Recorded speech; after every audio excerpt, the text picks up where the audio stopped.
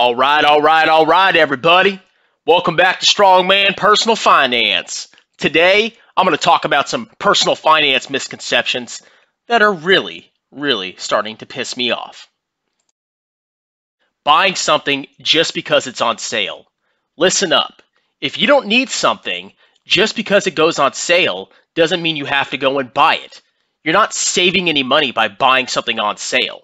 For example, if something is 25% off, guess what? You're still spending 75% of that item's price. If you don't go buy the item, you save 100% of its price. Don't be lured in by corporations that give you awesome discounts and amazing savings. Because if you go buy the item and you don't need it, you're not saving any money. If you don't buy an item, you save 100% of its cost. Throw away that stupid coupon. Extreme couponing saves money. No, it does not. Think about it. How much time do people take to gather all those coupons? It's almost a full-time job. It takes hours, days and days to gather coupons, combine them together to find the most savings. All right? What could you be doing at that time instead? Well, you could go and improve your skill set. You can go take a second job. And I guarantee you, you can make more money pursuing that new skill set than the money you're saving by spending your entire life clipping coupons. It doesn't save money. It's called opportunity cost. Google it. Being frugal means you're being cheap. Absolutely not. Now, somebody who's cheap is somebody that refuses to buy something for his or her family that they actually need because, oh my God, I can't spend any money. That's being cheap. Being frugal is getting the best value for your dollar that you can.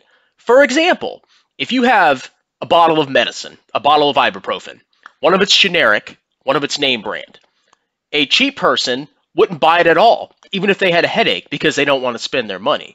A frugal person would say, hey, I'm going to get the generic brand because it's the exact same freaking thing as the name brand, and it's half the price. Do you see the difference? Frugal means you're getting value for your money. Cheap means you're hoarding your money for no reason. And this is one of my favorite ones. Running a balance on your credit card builds your credit. Absolutely not. Running a balance on your credit card just makes you pay more interest. You can build your credit by using your credit card and then paying it off in full every single month. And guess what? You don't have to pay any interest, and you get rewards points. And as a matter of fact, running a balance on your credit card actually reflects negatively on your credit score. Why is that? Well, let's say you max out all your credit cards and then you just pay the minimum every month and you pay out the butt for interest. Well, if somebody's reviewing your credit and they see that all your credit cards are maxed out, that looks like you have a hard time paying your bills because you're maxing all your credit out.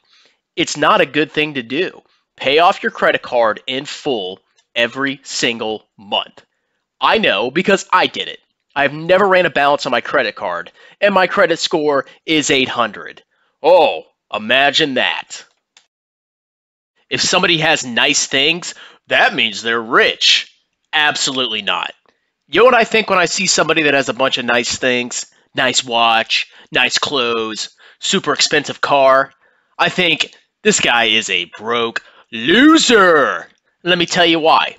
The average American household makes roughly $61,000 a year, okay? That's a decent amount of money, but it ain't that much. And most people that make $61,000 a year can't afford a BMW and 2 different Rolexes and super nice polo clothes. And if they can't afford it, it's because they're racking up massive debt. So the next time you see somebody in a huge truck or an expensive BMW, don't think they're rich, because they're not. They're blowing their money on crap that just keeps them poor. Yeah, it may look like they're rich because they have nice things, but that's because they don't invest their money properly. They spend it on complete BS. It's never too late to start saving for your retirement. You can always start saving. Wrong. If you are 65 years old and you have $0 saved in your retirement accounts, I'm just going to come up and say it. You're not going to retire, okay? Financial advisors, people will try to make you feel better and say, oh, there's still a chance you can salvage your retirement. No. The effects of compounding returns take many decades to actually build up enough money for you to retire. So if you don't have any money saved and you're in your late 50s or 60s, I hate to break it to you, I hate to be the bearer of bad news, but you're completely screwed. You're going to have to work for the rest of your life or live off Social Security. I'm sorry. Buying a house is always better than renting. No, it's not, and I've covered this on previous videos. First, to buy a house, you have to pay closing costs. That can be between $7,000 and $10,000 right off the bat. Then on top of that, once you move into your house, your bills will probably be higher, and you'll actually have to pay for your own maintenance. Then, if you decide to sell your house, you're going to lose mega money, especially if you sell it within the first 5 years. Because yeah, you made all those mortgage payments that you thought were going to your principal, but actually they were mostly going to interest. So no, it's not always a good idea to buy a house if you're not ready. If you're ready to buy a house and you want to buy a house to live in for the rest of your life, then you could consider it. But if you just want to move out of your apartment and get a house just because it's terrible to rent and you're just throwing money away, and then you buy a house you can barely afford, it's not a good idea. Wait until you can afford to buy the house that you need and that you want to live the rest of your life in. I don't need life insurance until I'm old and crusty. That is absolutely wrong. You should get a life insurance policy as soon as you can. Why? Because if you have any health problems in your life and then you decide to go buy a life insurance policy, you may not even be insurable, or it's going to cost an arm and a leg to get that life insurance policy. So if you're young, you're fit, you're healthy, and you're looking at getting married and having children in the next year or two, you need to get a long-term life insurance policy. That will lock in a very low rate, and it will cover you for 20 or 30 years, which protects your family. If you don't do that, and then you have health problems, you're screwed. Look into getting a term life insurance policy, not whole life. Old people should not invest in stocks. That is wrong. Even old people might live 20 or 30 years, all right? And if you want your money to last through your retirement, you're going to have to put a portion of your portfolio in the stock market. You can't just invest totally in bonds and expect to live off that unless you have like $5 or $10 million, all right? But if you're in retirement, if you're 65 or 70, you should have a portion of your portfolio based on your risk tolerance invested in stocks. And that will allow you to keep growing your portfolio or at least maintain it throughout your retirement. So yes, even old people need to have some stocks. And last but not least, misconception number 10, all debt is bad. No, it's not.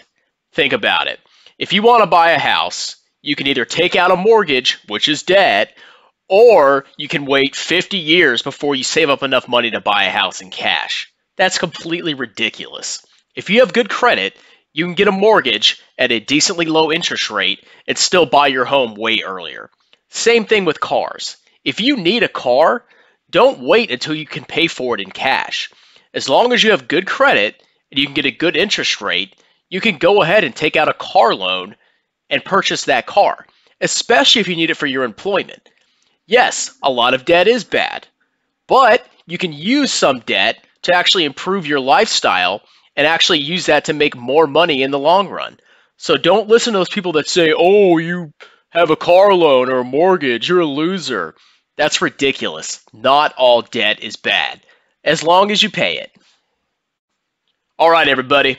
Hope you enjoyed this episode of Strongman Personal Finance. If you like this material, please give this video a like, subscribe to my channel, and hit the bell buttons for notification. You guys have a wonderful day.